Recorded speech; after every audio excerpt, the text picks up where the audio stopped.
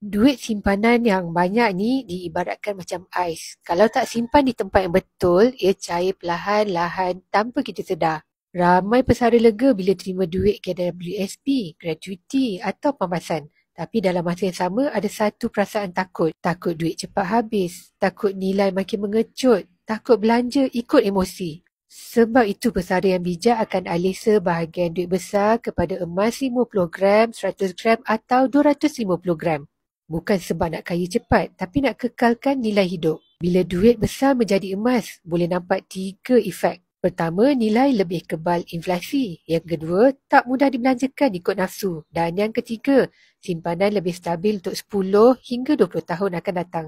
Emas bukan sekadar lindungi harta, ia lindungi emosi dan ketenangan. Kalau kita atau keluarga terima duit yang besar secara lamsam, jangan biarkan ia cair senyap-senyap.